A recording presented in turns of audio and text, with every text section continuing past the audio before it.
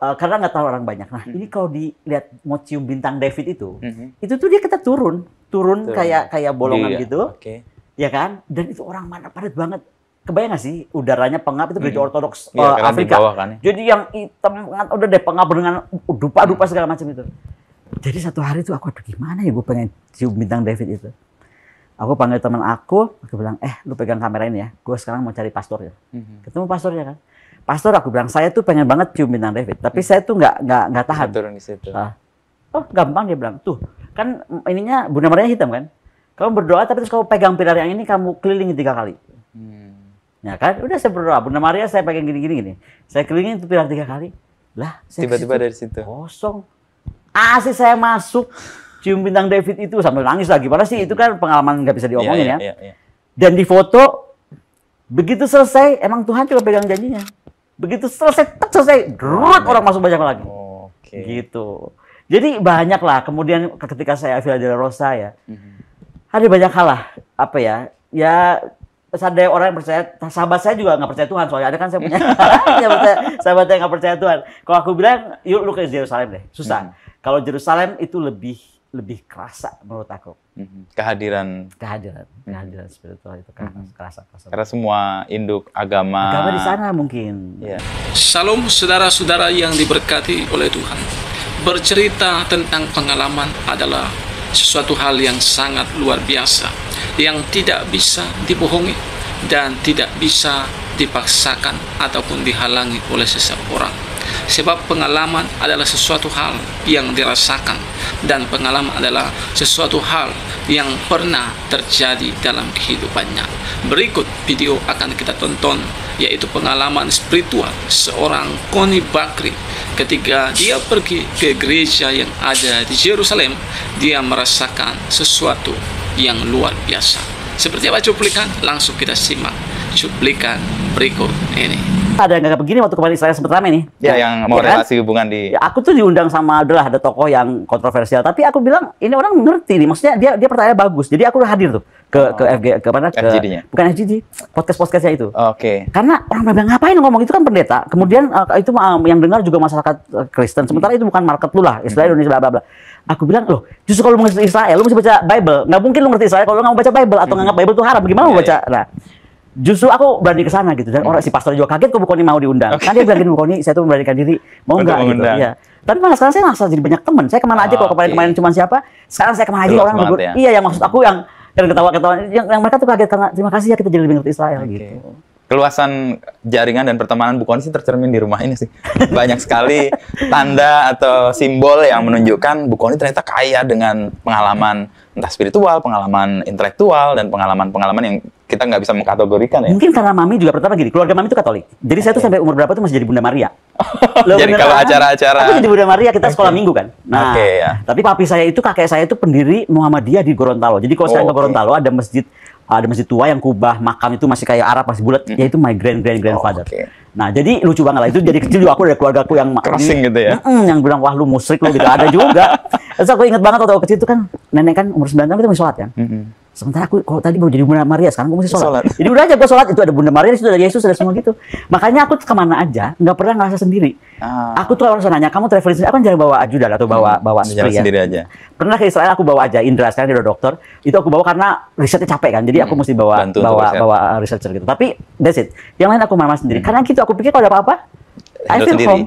Iya, aku tinggal ada dong masih kita lagi sedihnya lah, ninggalin keluarga lah, ini ada masalah itu ini. Ya udah, ya gereja, aku masuk gereja aku berdoa, gitu. Jadi nggak harus, misalnya kan nggak selama juga kita siap dengan bawa alat sembahyang, dan aku sih nggak terlalu 5 waktu juga sih sholat tuh. Tapi aku selalu merasa that God is everywhere, tinggal aku ngomong aja. Gitu. Dan agama terus Ibu Connie melihat sebagai kayak lembaga atau pengalaman spiritual? Kalau agama tuh jangan marah ya, aku suka ngomong gini. Intinya kita tuh kayak tas lah. Hari ini saya mau pakai Chanel, mau pakai Dior, mau pakai buatan Noken misalnya. Ya, atau Noken gitu. Ya, itu terserah saya. Tapi kan intinya itu tas gitu. Ya udah. Yang penting isinya atau yang ada di dalam. Ya, yang penting kan tasnya itu dong, fungsinya. Bukan dia mereknya atau brandnya itu apa. Nah, menurut aku makanya jangan marah nih. Menurut aku agama itu jadi kayak brand. Jadi seperti brand aja. Jadi ngapain ngeributin branding gitu loh. Lebih ke esensinya ya. Lebih ke esensinya, makanya orang heran saya bisa dapat apa blessing. Saya tuh kalau juga lucu ya. Kadang-kadang saya pikir kalau perjalanan spiritual itu memang aneh. Kadang-kadang aku tuh suka ngetes ilmunya mami ya. Ya bagaimana pasti aku adalah dari mami itu sesuatu. Contoh aku ke gereja apa yang tempat Yesus lahir, Bintang David. Ya, di Yerusalem. Itu kalau masuk itu ngeri banget. Karena saya aja kalau di Mekah, saya tuh kalau ngeliat orang banyak tuh pusing, pingsan. Jadi aku tuh kalau ke Mekah, kalau lagi mau tawaf, saya cari malam gitu, nggak terlalu. Supaya agak longgar. Ya, bukan panas ya tapi longgar. Nah, kedua, karena nggak tahu orang banyak. Nah, ini kalau dilihat mau cium Bintang David itu tuh dia kita turun kayak bolongan gitu, ya kan? Dan itu orang mana padat banget. Kebayang nggak sih udaranya pengap itu gereja ortodoks Afrika. Kan, ya? Jadi yang hitam udah deh pengap dengan dupa-dupa segala macam itu. Jadi satu hari itu aku gimana ya gue pengen cium Bintang David itu. Aku panggil teman aku bilang, lu pegang kamera ini ya, gue sekarang mau cari pastornya. Ketemu pastornya kan. Pastor aku bilang, saya tuh pengen banget cium Bintang David, tapi saya tuh nggak tahan. Turun di situ. Oh gampang, dia bilang, tuh kan ininya Bunda Maria hitam kan, kamu berdoa tapi terus kamu pegang pilar yang ini kamu kelilingin 3 kali.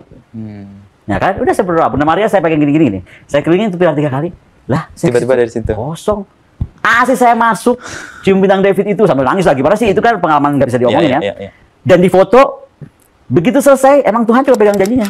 Begitu selesai, orang masuk banyak lagi. Gitu. Jadi banyak lah, kemudian ketika saya Villa de la Rosa ya, ada banyak hal lah, ya ada orang yang percaya, sahabat saya juga nggak percaya Tuhan, soalnya kan saya punya sahabat yang nggak percaya Tuhan. Kalau aku bilang, yuk lu ke Yerusalem deh, susah. Kalau Yerusalem itu lebih kerasa menurut aku. Kehadiran spiritual itu kerasa. Karena semua induk agama di sana mungkin. Ya. Dan saya masih melihat misalnya David itu kuburannya dibagi-bagi. Jadi kenapa sih kita mesti berantem? Di David itu kan dibagi aja. Ini sesinya orang Islam, ini Kristen, ini Ortodoks, ini Ortodoks kan lain-lain. Ya kan yang macam-macam. ada Rusia, Ortodoks. Bingung ada dari jubah aja kan ungu, hijau itu segala macam dari situ aja. Oh ini lain. Mereka bisa berbagi gitu. Kenapa dia nggak bisa berbagi? Itu bagian dari keresahan juga yang Ibu Koni ingin ungkapkan ya dengan perjalanan hidupnya selama ini ya.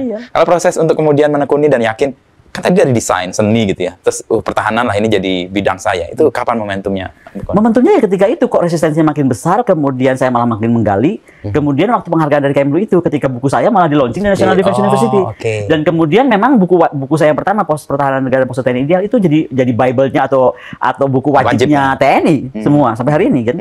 Ya kalaupun ada orang bikin lagi yang baru itu udah hampir menurut aku kayak cuma modified dari apa yang pernah saya cetuskan awal gitu, dan saya senang-senang aja kan. Gitu. Jadi seru sih. Seru dan makin tertantang aja apalagi dengan konstelasi sekarang kan. Kalau ngomong soal pertahanan dunia ya dari negara-negara yang sekarang punya kekuatan, sejauh mana sih kekuatan militer itu punya peran untuk eksistensi sebuah negara? Jadi disertasi aku tuh bicara bahwa gini, disertasi aku tuh sebel kalau disertasi cuma kecil-kecil itu judulnya. Jadi ini juga kebandel dari kedua. Jadi aku bilang sama Mas Wadi, Prof, aku mau ngelawan satu teorinya Klein. Ada nggak benar teori? Wah, hebat banget lu ngelawan teori. Jadi taruh cerita besar. Jadi kan Klein itu punya teori bahwa element of national power itu ada ekonomi, militer, kemudian ada will atau kehendak negara itu, kemudian critical mass yaitu manusianya dan juga resource dan lain-lainnya gitu. Nah, menurut saya tapi dia bikin dalam kurung tuh si critical mass dan will. Jadi si ekonomi dan militer itu dan dia itu interventing. Nah, yang aku koreksi daripada Klein ada pembaginya itu adalah the element of super power. Nah, super power itu yang mempengaruhi bagaimana tadi kan kayak kawasan gitu. Kayak hari ini kan kita saksikan. Ya kan bisa begini gitu. Nah, pengaruh Rusia ini jadi bagus. India mungkin jadi berpikir, apa gue mesti kuat, apa gue mesti keluar ya? Karena kalau dia harusnya kalau kita percaya seperti Tan Malaka bahwa semua kawasan itu harus sama jadi anjing sama besar ya kan? Ya harusnya memang kawasan itu nggak sama kawasan aja. Nah, makanya aku nggak terlalu beli urusan kita Cina akan ngapain apa. Nah, bukan cuman karena aku nggak percaya hal-hal itu lagi dipropagandakan Barat, tapi kan aku ini juga jadi makhluk yang aneh. Sekolah perangku itu di Taiwan, ya di Fuxinggang War College. Mas Andi udah ngomong, kok jangan lu di situ, nanti lu nggak bisa masuk Cina. Karena gua pas diundang aja, gua langsung Cina ngomong, lu sekarang masuk Taiwan. Nah, tapi aku pengen masuk Fuxinggang karena itu sekolah Gaddafi dulu. Jadi sekolah perangku itu Fuxinggang. Udah gue bilang Mas Andi nggak apa-apa, lu ke Cina, gua ke Taiwan. Tapi lucunya karena hubungan baikku dengan siapapun juga, aku tuh sekolah laut Cina Selatanku di Cina. Jadi aku tuh makanya buat aku jadi malah lebih paham kan dari perspektifnya Chiang Kai-shek Taiwan ya. Kemudian dari Cina, makanya aku bilang sampai kapanpun urusan laut Cina Selatan akan beres selama seluruh dunia ini ikut-ikutan hipokrit menganggap Taiwan itu nggak jelas dia negara atau bukan, itu dulu dijawab kan. Jadi makanya mau Amerika bilang mau di-attack lah Taiwan ini itu, jawab dulu deh. Lu one China policy atau two China policy Amerika ini? Karena dia kan bilang one China policy. Tapi yang dia bikin kan two China policy, dia yang support semua pertahanannya Taiwan. National Security Council-nya yang bikin Taiwan. Ya makanya itu yang menurut saya Putin suarakan. Karena dia presiden lah. Kalau gue presiden juga akan ngomong kayak gitu. Seimbangkan dunia. Gitu. Seimbangkan dunia dengan kekuatan yang tidak dimonopoli. Nah, ini yang mungkin orang juga nggak ngerti kenapa Putin pakai military ya kan? Approach. Ya, itu yang kan kita harus paham bahwa elemen national power itu hanya 4 kan, diplomatic, ya kan, information system, militer, dan ekonomi. Nah, tiga-tiganya dia dari mulai Crimea udah makin di boykot kan. Boykot ya, di Crimea. Ya, tinggal elemen M-nya dia pakai elemen M-nya. Gitu. Untuk menyelesaikan lah ya. Menyelesaikan dan menyuarakan gitu kan. Ya buktinya sih menurut aku walaupun orang menganggapnya tuh nggak kalah-kalah, memang dia nggak mau ngambil, siapa yang bilang dia mau ngambil Ukraina, dia nggak mau ngambil Ukraina, dia memberi pelajaran. Dan orang melihat kan bagaimana sikap NATO. Ternyata bagaimana Amerika yang cuman, ya kan. Makanya kemarin ada pernyataan Biden bahwa sebaiknya dikeluarkan dari G20, kemudian presiden dari Morrison, Presiden Jokowi harusnya nggak mengundang. Aku bilang, apa urusannya emang Pak Jokowi IO gitu? Ya kan, anak aja lu. Dia kan kepala negara gitu loh, ya kan? Dan 8 nggak hadir, 12 kan masih urusin. Iya. Gitu. Jadi kalau udah go gitu kan. Nah, moga-moga kita tetap, karena menurut aku kita tuh mesti ambil momentum penting ya. Kita tuh negara penting sekali loh. Kalau kita bisa sejarah apalagi ya. Saya tadi nggak suka sejarah loh, tapi ketika saya bilang, kenapa sih setiap saya bilang bahwa gini loh, negara poros maritim itu harus begini, tentaranya begini, kemudian militernya begitu, kemudian industrinya begini, orang bilang bukan ngayal gitu. Lah, saya ketemu Ratu Kalinyamat yang hebat banget. Coba, itu Ratu bisa bangun industri hebat, sampai dulu Cina beli kapal di kita loh. Iya. Itu kan sesuatu benar. Padahal kalau saya ke Jepara sekarang, sebesar apa Jepara? Iya, kecil sebenarnya. Kecil banget. Tapi kalau kekuatan tadi negara kan dibangun oleh militer, ekonomi, sama tadi yang critical mass tadi. Kalau di Indonesia posisinya sekarang kuat di mana? Saya tuh lagi pengen bikin, makanya orang selalu bilang kan kalau kita bicara anggaran pertahanan kecil, bersaing dengan pendidikan atau lagi pendidikan harus diutamakan. Sebenarnya pendidikan diutamakan atau kesadaran ya. Karena kalau saya bilang sih kalau pendidikan tinggi pun, tapi dia nggak sadar, nggak belajar apa-apa juga. Mohon maaf ya, aku tuh banyak banget juga murid yang cuma pengen jadi dokter. Padahal dia nggak sadar mempelajari itu. Dia nggak sadar belajar itu, dan kenapa dia belajar itu. Hanya yang penting pokoknya S3 gitu. Makanya kalau saya ada orang mau S3 dan dia serius ya kayak Mas Hasto contohnya, dia benar-benar belajar dan yang pasti tuh risetnya serius, yang sangat serius. Saya makanya jadi sering, orang kan bilang, lu ngapain PDIP sekarang gitu kan. Loh, saya itu nggak berpartai, saya ada di mana-mana, tapi nggak berarti saya juga berpartai kan. Tapi karena saya banyak baca dokumen yang nggak ketemu gitu. Ya sama seperti kenapa waktu saya penelitian S2, saya seringnya di gereja di Jogja itu kelas apa tuh gerejanya Pak Soeharno kok ada tuh Katolik atau Ganjuran ya. Saya di sana kan ada itunya bagus loh perpustakaannya. Oh, Kota Baru bukan? Ya tahu lah pokoknya yang gereja apa tuh yang ada Romo, semua Romo ngumpul di situ kok, Romo Harmoko, Soeharmoko, Romo semua. Iya, Kota Baru. Iya, Kota Baru ya. Ya udah. Ada perpustakaan ya. Kalau Sani ya. Ya itu aku ke sana. Hariat Moko. Itu dosen pembimbing tesis saya. Oh iya, dan beliau itu yang meminta saya banyak belajar. Pak Hariat Moko itu yang pokoknya kamu baca dan kemana aja gitu. Jadi banyak saya tuh terinspirasi malah gitu, bahwa apa sih ya itu tadi, ilmu tuh bisa dicari kemana aja dan kapan aja kita, terus jangan pernah ngotak-ngotakin gitu. Karena saya marah banget nih kalau ada orang ngomong, tapi kan enggak deh, nggak ada tapi deh. Pendidikan Ibu Koni menganggap itu sebuah kesadaran ya, penyadaran. Jadi bukan sekedar orang mengejar akademis, mengejar gelar. Buat apa? Kalau gelar tuh buat apa? Kalau mau gelar mah dari turunan mamiku juga pakai gelar. Ya kalau gelar-gelaran ya, pakai apa-apaan gitu. Kita nggak gitu. Dan kedua mungkin, tapi ini pengaruh, memang pendidikan di keluarga itu penting. Saya tuh kelas 2 SD, mami tuh udah nyuruh saya baca Victor Hugo. Ini loh, Les Miserables. Dulu Balai Pustaka tuh udah translasi Les Miserables tuh ke bahasa Indonesia. Iya. Jadi aku karya klasik banget. Bayangin Victor Hugo. Jadi waktu aku di Warsaw, waktu aku tinggal di Moskow, kemudian aku lihat Les Miserables di Warsaw itu, aduh. Karena dari kelas 2 aku udah tahu bagaimana Jean Valjean itu penderitaannya gitu loh. Buku-buku seperti itu udah aku baca. Mami itu wajib. Pada sebuah kapal, N. Hadini. Layar terkembang, coba bayangin. Mami kan sastrawan juga. Muridnya Habib Yasin. Dekat dengan hal-hal yang sifatnya seni dan sastra ya. Itulah dia saudara video cuplikan yang baru saja kita tonton tadi videonya. Ada begitu banyak orang-orang di luar sana. Mereka berkata-kata khususnya kepada Yesus Kristus yang mengatakan bahwa Yesus itu bukan Tuhan dan Yesus itu benar-benar tidak disalibkan dan benar-benar tidak ada mati katanya ya.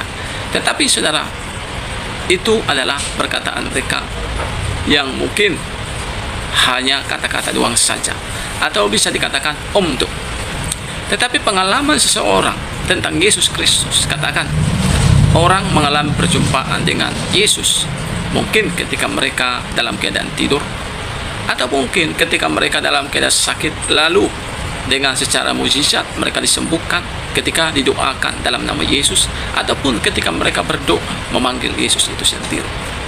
Nah, bahkan ada orang-orang yang katakan diikat oleh kuasa kegelapan, lalu orang tersebut merasa dibebaskan karena melihat Yesus datang membebaskan dan menyembuhkan. Nah, Inilah pengalaman yang luar biasa, yang mana pengalaman itu adalah sesuatu hal yang akan diceritakannya kepada orang-orang. Makanya ada cerita di dalam Alkitab seorang Gerasa, bagaimana seorang laki-laki ini dirasuk oleh beribu-ribu roh jahat. Dia itu sering pergi ke pekuburan, dan bahkan berkali-kali dia diikat dengan rantai, tapi dia menghancurkan rantai ataupun belenggu yang dipasang terhadap. Jadi tidak ada seorang manusia pun yang sanggup menjinakkan seorang Gerasa yang dirasuk oleh beribu-ribu roh jahat. Tapi ketika orang ini berjumpa dengan Tuhan Yesus, orang tersebut dibebaskan, disembuhkan. Lalu Yesus berkata kepadanya, pulanglah kepada orang-orang sekampung, beritakanlah apa yang telah Tuhan perbuat kepadamu. Nah, sangat luar biasa. Seorang Gerasa ini yang tadinya diikat oleh beribu-ribu roh jahat, mengalami perjumpaan dengan Yesus, dia dibebaskan, dia disembuhkan dari beribu-ribu roh jahat, dan dia menjadi saksi. Ini nyata, saudara. Jadi begitu juga dengan orang-orang Kristen saat ini yang menceritakan Yesus, menceritakan mujizat tentang Yesus, menceritakan Yesus itu hidup, Yesus itu nyata, Yesus itu berkuasa. Kenapa berani berkata-kata demikian? Karena mereka telah mengalami perjumpaan dengan Tuhan Yesus. Dan mungkin ada yang lain, karena mereka mendengar berita tentang Yesus. Teman-teman, kiranya saudara diberkati lewat video yang saya bagikan. Tuhan memberkati kita. Shalom dan sampai jumpa di video selanjutnya.